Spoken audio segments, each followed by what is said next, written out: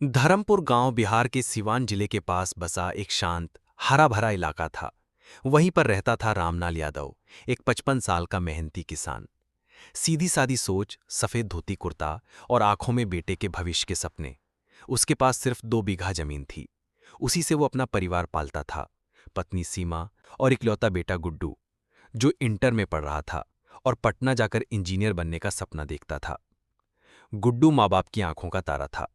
खेत में भी मदद करता और रात को लालटेन की रोशनी में पढ़ाई भी करता। एक दिन अचानक तेज बारिश और आंधी आई। रामलाल की मेहनत से उगी पूरी फसल मटिया मेट हो गई। खेत की मिट्टी से अजीब सी बदबू आने लगी। कुछ दिनों में पूरे गांव में अफवाह फैल गई। रामलाल की जमीन के नीचे कुछ है, कोई खजाना। लोग कानाफूसी करने लगे। सरपंच मिसरी लाल और पटवारी का आना जाना रामलाल के खेत में बढ़ गया। रामलाल को शक हुआ पर उसने चुप रहना बेहतर समझा। एक रात गुड्डू की अचानक तबीयत बिगड़ गई। उल्टियां, बुखार और फिर बेहोशी। अस्पताल ले जाने से पहले ही वो चल बसा। रामलाल और सीमा के लिए यह सबसे बड़ा सदमा था। जो बेटा उनके बुढ़ापे का सहारा था, वो इस दुनिया से चला गया। गांव में फिर अफवाह चली, इस खेत पर कोई श्राप है, कोई पुरानी आत्मा नाराज है। लेकिन रामलाल को गुड्डू की डायरी में कुछ अजीब नोट्स मिले। सरपंच रात में आता है, मशीन चलती है, खेत की मिट्टी जलती है, मैं देख रहा हूं। ये पढ़कर रामलाल सन्न रह गया। रामलाल ने खेत की मिट्टी हाथ में उठाकर सूंघी। उसमें कुछ जहरीला था। उसने कुछ मिट्टी की थैली में भरकर चुपचाप पटना के लैब भेज दी। रिपोर्ट आई, मिट्टी में हाई लेवल केमिकल जहर मिला है, जिससे फसल जल सकती है और इंसान की मौत भी हो सकती है। अब रामलाल को यकीन हो गया, गुड्डू की मौत श्राप नहीं, साजिश थी।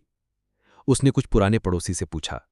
तब पता चला, सरपंच ने पटवारी से मिलकर उस जमीन के नीचे खुदाई शुरू कराई थी।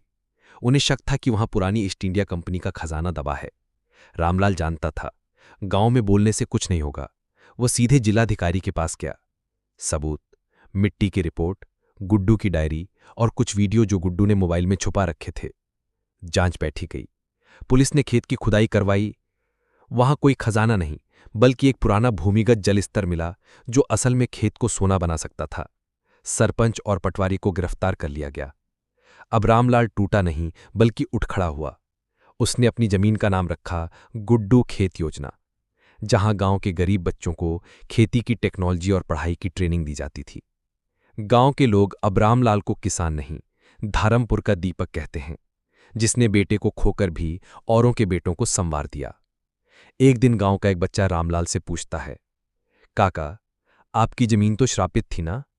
रामलाल मुस्कुराता है, बेटा, ये जमीन बोलती है, और जब जमीन बोलती है तो झूठ दब नहीं सकता। अब रामलाल सिर्फ दुखी पिता नहीं था, अब वो एक उम्मीद बन चुका था। एक दिन जब वो गुड्डू खेत योजना में बच्चों को खेती सिखा रहा था, तभी उसे गुड्डू का पुराना मोबाइल मिल गया। मोबाइल में एक छुपा हुआ ऑडियो रिकॉर्डिंग था। गुड्डू की आवाज आई, पापा, अगर आप ये सुन रहे हैं तो समझिए मैंने कुछ देखा था। आप डरिए मत, मिट्टी बोलती है। जब ये मिट्टी सही से काम करेगी तो सबकी जिंदगी बदलेगी। जो आप शुरू कर रहे हैं वही असली खजाना है। रामलाल की आंखों में आंसू आ गए। बेटे ने जाते जाते एक बड़ा सपना छोड़ दिया था। अब गांव बदल रहा था। कुछ और किसान भी जुड़ गए। एक एनजीओ और एक शहर से आया इंजीनियर भी आया। वो लोग इस खेत में नया सिंचाई सिस्टम लगाने लगे। रामलाल ने गुड्डू स्कॉलरशिप शुरू की, जो पढ़ने और खेती करने वाले बच्चों को मदद देती थी। गांव में हर साल अब मिट्टी महोत्सव मनाया जाने लगा। बच्चे गुड्डू की याद में खेत में पौधे लगाते और रामलाल के साथ बोलते, काका, अब भी मिट्टी बोलती है? रामलाल मुस्कुराता और कहता, हाँ बेटा, मिट्टी मेहनत और सच्चाई की भाषा बोलती है। एक दिन सूरज डूब रहा था। रामलाल खेत में था। एक छोटा बच्चा पास आया और बोला, काका, अगली बार मिट्टी क्या कहेगी? रामलाल ने मिट्टी को छुआ।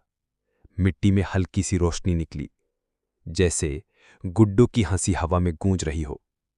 धरमपुर अब बस गांव नहीं था, वो एक मिसाल बन चुका था।